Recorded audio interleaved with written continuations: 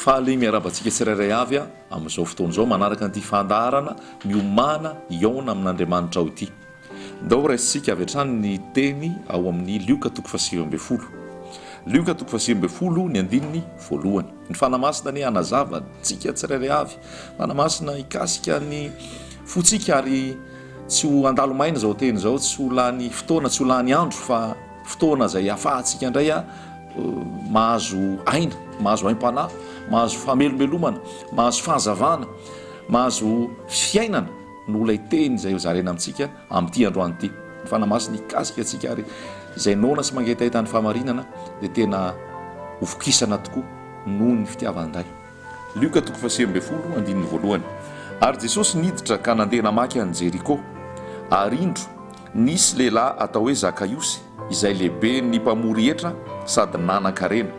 Ary nitady ahita izay Jesosy izy kanefa tsy afaka noho ny abetsahan'ny olona ny fanety satria fohy izy. Dia niazakazaka ny aloha izy ka nananika aviavy izahany Jesosy fa efa andalo tamin'izany lalan'izany izy. Ary rehefa tonga teo Jesosy dia niandrandra ka nanao taminy hoe: ry Zakaiosy, midina faingana fa tsy maintsy mitoetra ao an-tranonao aho anio. Dia nidina faingana izy ka nampiatrano azy sady faly. Ary raha nahita izany izy rehetra dia nimonmonina ka nanao hoe lasa nandeha hiantrano amin'izay lehilahy mpanoty izy. Fa Zakaiosy kosa nitsangana ka nanao tamin'ny tompo hoe: indro tompoko, ny atsasaky ny fananako omeko an'ny malahelo. Ary raha misy zavatr'olona nalaiko tamin'ny fanapakana dia onerako avy efatreny zany. Ary hoy Jesosy taminy: anio no tonga eto amin'ity trano ity ny famonjena, fa izy dia zanaky Abrahama koa, fa efa tonga ny zanak'olona hitady sy hamonjy ny very. Amen. Zay teny zay nomeny tompo antsika ihany koa androany. Ny fandaharantsika mitondra ny lohateny hoe miomana iona amin'Andriamanitra ao. Raha mitory an'izao afatra zao zay a averina foana, fa ny mahamaika anay dia ny atonga antsika ho tafahomana ary vonona no akarina rehefa ho avy eny amin'ny raolanitra Jesosy Kristy Tompo. Satria zavatra efa akaiky izany fiverenan Jesosy zany, efa atombotra izany fiverenan Jesosy zany.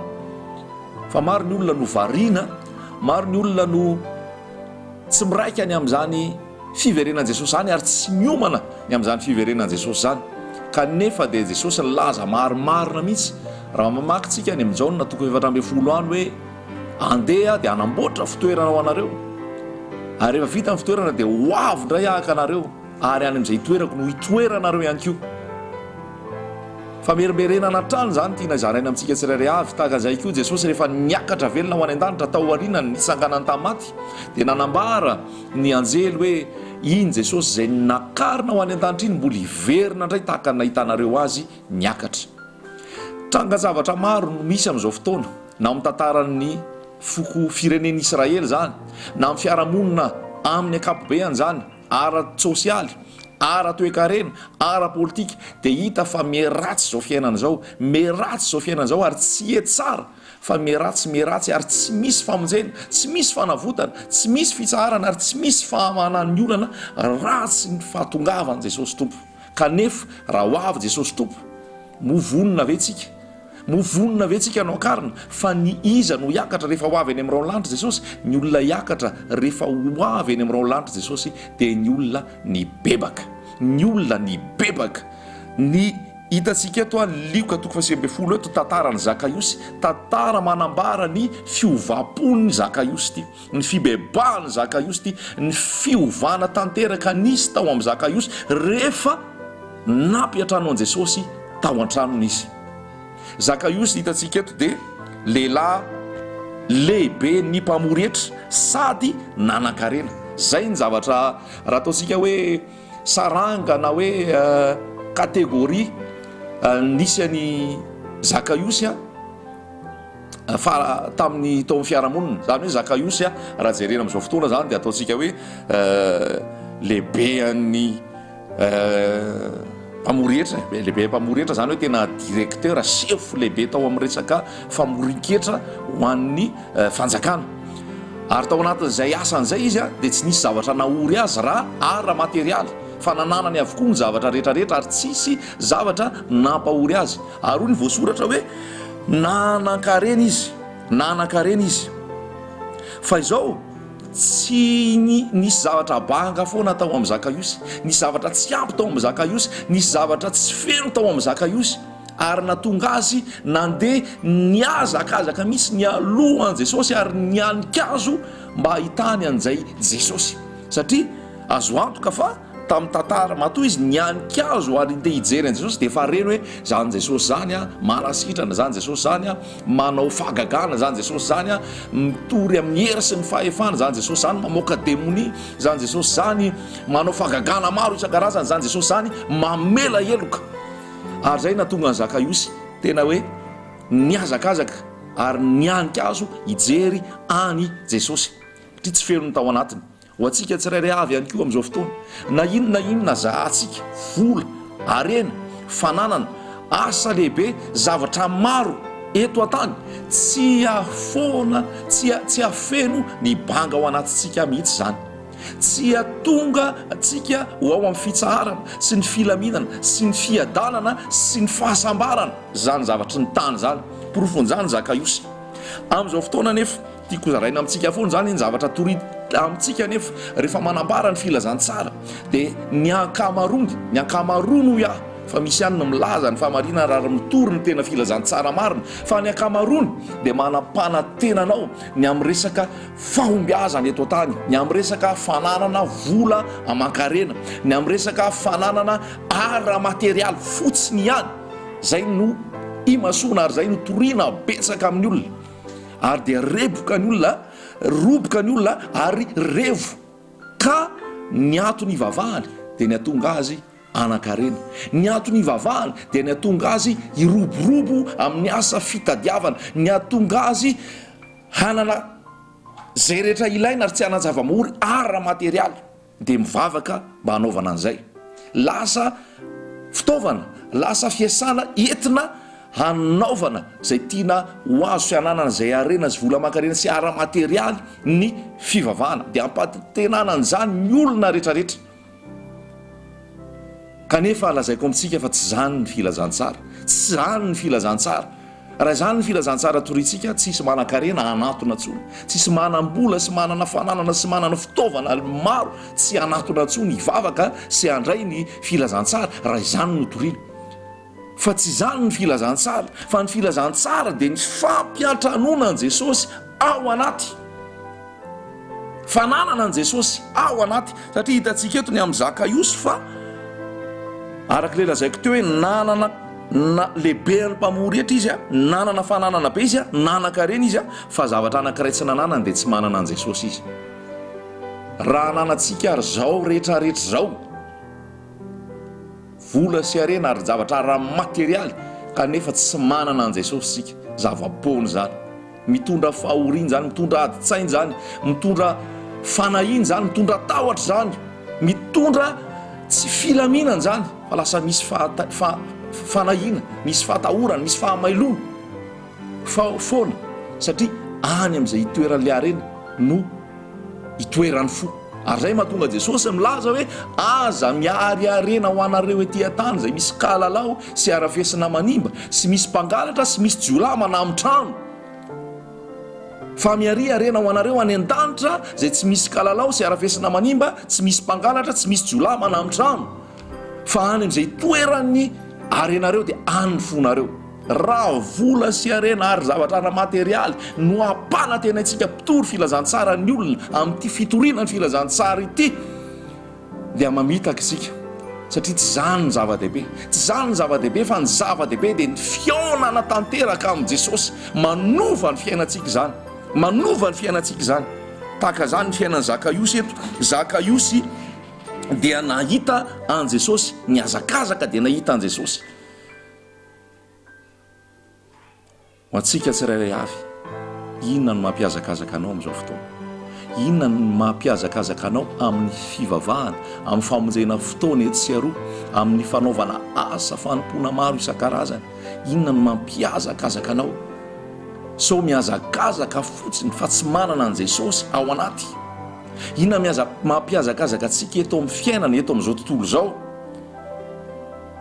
Fa raha tsy manana an' Jesosy ao anaty isika, raha tsy tafahavana amin'ny Jesosy isika, dia mbola ao anatin'ny alahelo, mbola ao anatin'ny fahoriana, mbola ao anatin'ny fahotana, ary mbola fahavalon'Andriamanitra. Ary raha tonga ny fotoana iverenana Jesosy eny amin'ny raha ho lanitra, na tonga ny fotoana izay ialantsika eto amin'ity tany ity, dia tsy mandova ny fiainana mandrakizay tsika, tsy mandova ny fanjakana lanitra tsika, fa any amin'ny fahaverezana. Hoy Jesosy any amin'ny fikotroana ify, any amin'ny fahoriana, any amin'ny fijaliana. Fa amin'ity androany ity mbola afatra ho antsika tsirairay avy, tahaka ny nanambara an' Jesosy an' Zakaiosy hoe midina faingana ianao, fa tsy maintsy miantrano ao an-tranonao androany. Ho anao izay manaraka an'izao fandaharana izao ihany koa, move efa nampiantranonao ao an-tranonao Jesosy. Inona ny trano? Ny tenanao ny trano. Isika ny tranon'Andriamanitra hoy voasoratra any amin'ny Hebreo 4:4. Kristy ny zanaka manapaka ny trano, ary isika no tranon'Andriamanitra. Isika ny tranon'Andriamanitra. Tsy trano arafitra, tsy trano be mijoalajoala, misy tilikambo sy ny loko tsara tarehy sy ny firavahana tsara tarehy amin'ny trano no antsoina hoe tranon'Andriamanitra. Fa hoy voasoratra any amin'ny Asan'ny Apôstôly 7:12, Andriamanitra tsy mitoetra amin'ny trano natao tanana. Voasoratra any amin'ny Korintianina 1:7-9 hoe ianareo ny tempolo ny fanahy masina. Trano fanahy, trano arafitr'Andriamanitra. Izany hoe ny tenako no tempolo ny fanahy masina, ny tenako no tiany Jesosy hitoerana. Moa efa ao amin'ny tranonao ve Jesosy? Moa efa ao am-ponao ve Jesosy? Moa efa ao amin'ny fiainanao ve Jesosy? Sa mbola ivelany Jesosy?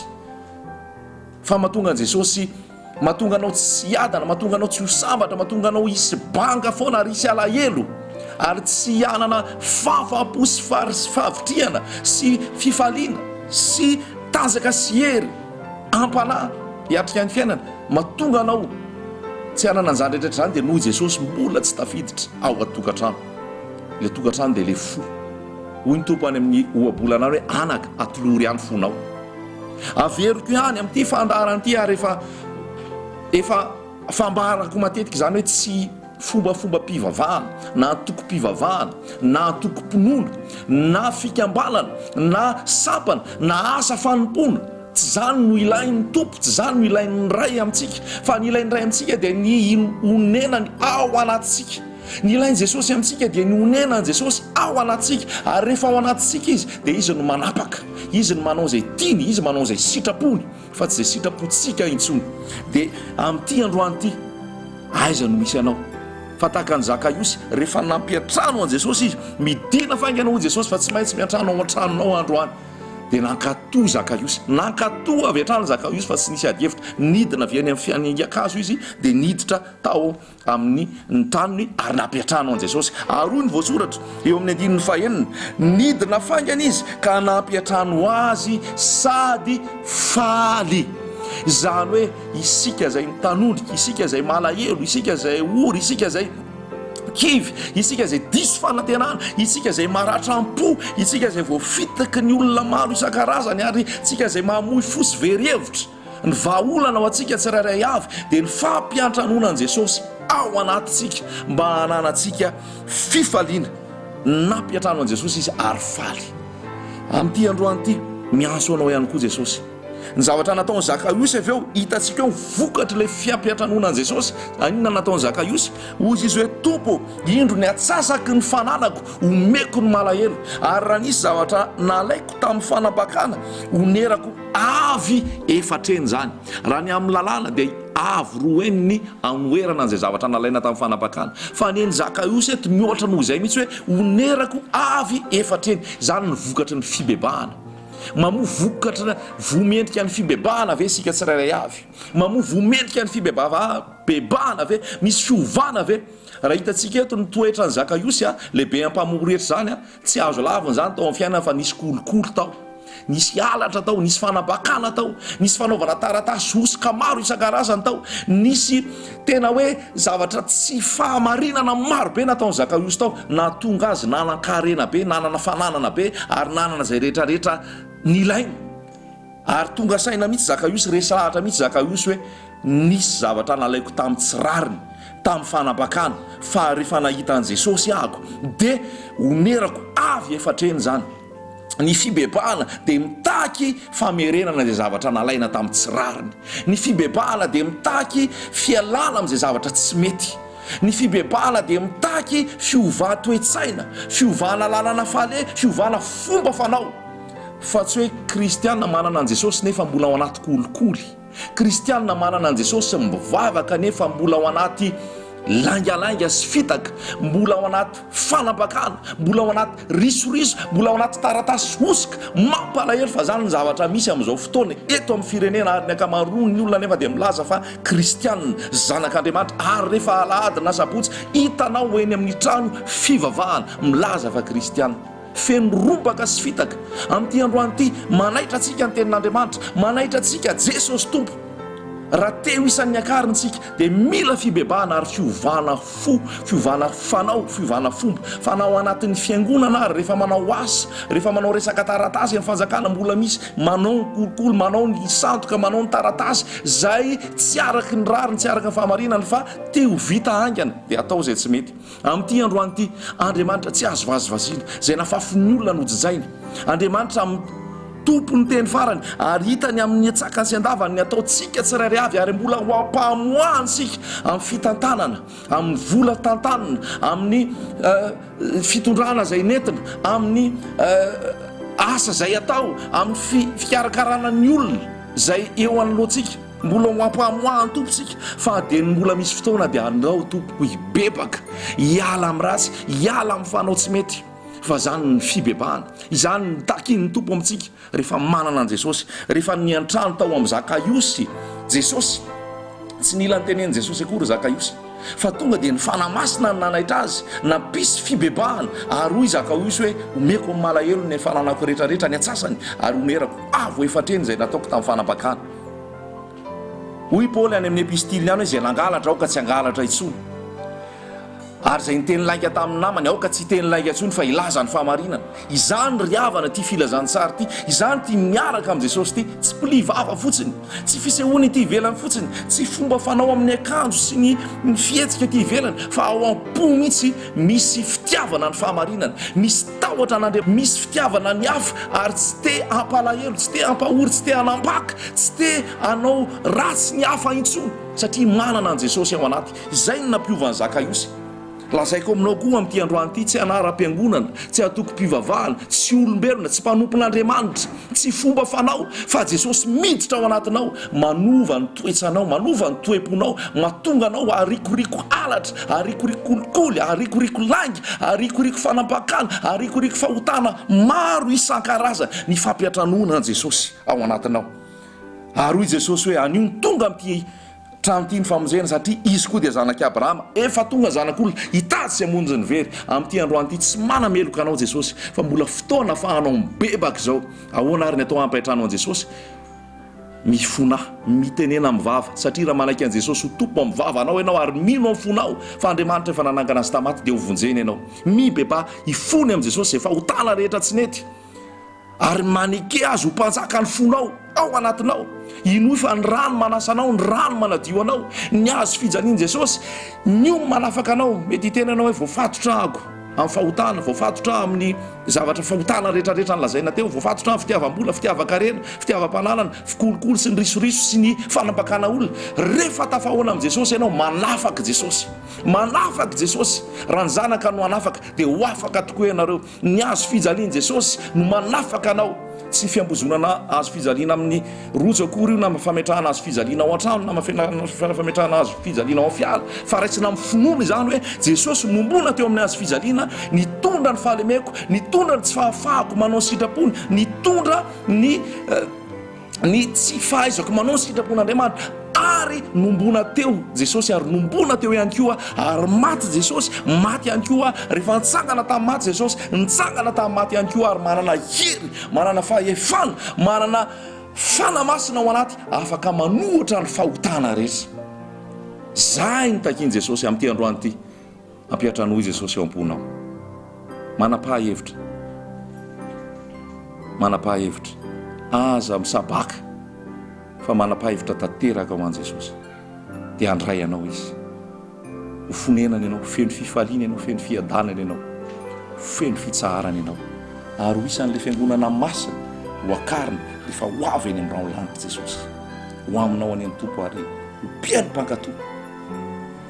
Anatanteraka ny sitrapony ianao ary ho an' Jesosy any voninahitra. Amen.